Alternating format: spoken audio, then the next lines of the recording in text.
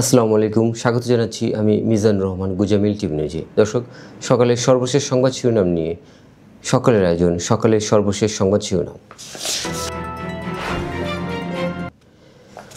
নির্বাচন ও রাজনীতিতে যুক্ত হওয়া নিয়ে যা জানালেন প্রেস সচিব।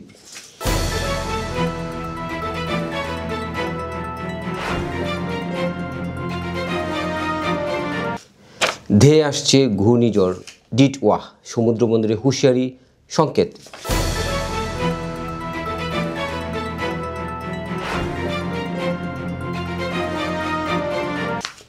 শ্রীলঙ্কায় বন্যা ও ভূমিধসে ৩১ জনের মৃত্যু, নিখোঁজ অনেকে।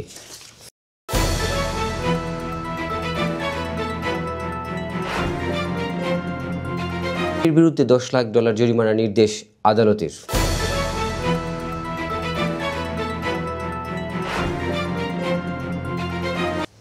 এবং শেষ ওভারে রোমাঞ্চ জিতে ফাইনালে শ্রীলঙ্কা। বিকেলে ভূমিকম্পের উৎপত্তি টঙ্গীর কাছাকাছি, মাত্রা ছিল 4। দর্শক, এই ছিল এখনকার মতো সর্বশেষ সংবাদ। এবার নিয়ে যাচ্ছি পুরো খবরে। রাজধানী ঢাকায় বৃহস্পতিবার বিকেলে 4:15 ফের ভূমিকম্প অনুভূত হয়। রিয়েক্টর স্কেলে মাত্রা ছিল 4। গতকাল শুক্রবারের পর থেকে এখন পর্যন্ত 5 দফা ভূমিকম্প অনুভূত হলো। আবহাওয়া অধিদপ্তরের ওয়েবসাইটে ভূমিকম্প সংক্রান্ত বিজ্ঞপ্তি থেকে এই তথ্য জানা গেছে। অধিদপ্তরের ভূমিকম্প পর্যবেক্ষণ কেন্দ্রের ভারপ্রাপ্ত কর্মকর্তা রুবাইদ কবির গণমাধ্যমকে বলেন, বৃহস্পতিবার ভূমিকম্পটি স্বল্প মাত্রার। ঢাকা থেকে 36 কিলোমিটার ও টঙ্গী থেকে 23 কিলোমিটার দূরে এই ভূমিকম্পের উৎপত্তিস্থল। তবে তৎক্ষণাৎ সুনির্দিষ্টভাবে উৎপত্তিস্থল জানাতে পারেনি আবহাওয়া অধিদপ্তর। এর আগে বিকেলে ভূমিকম্পটি উৎপত্তিস্থল নিয়ে রুবাইদ কবির জানিয়েছিলেন, রিয়েক্টর স্কেলে এর মাত্রা ছিল 3.6। উৎপত্তি নরসিংদীর গোড়াশালে।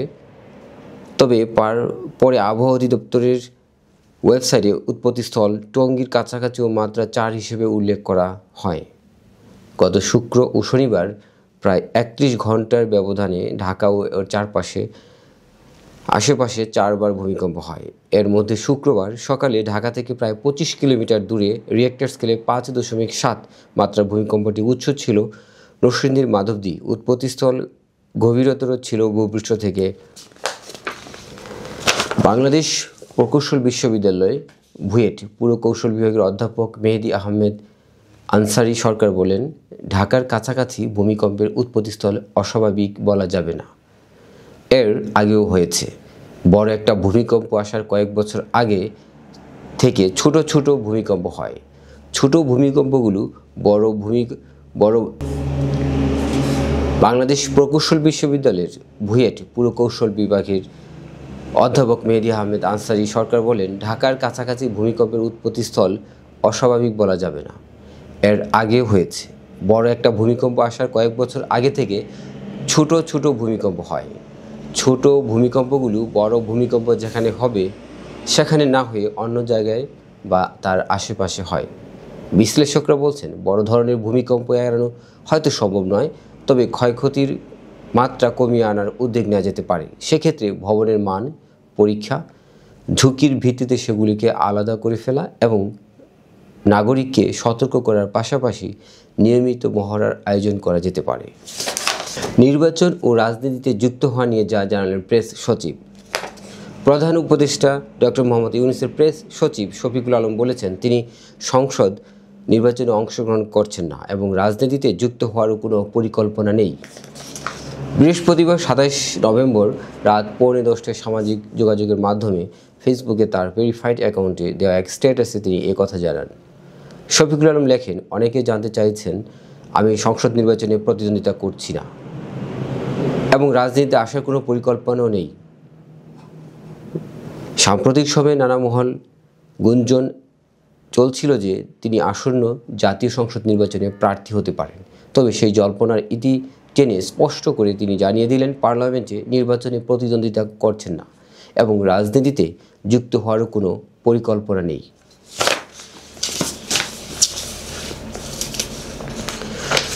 শেষ ওভারে জিতে ফাইনালে শ্রীলঙ্কা।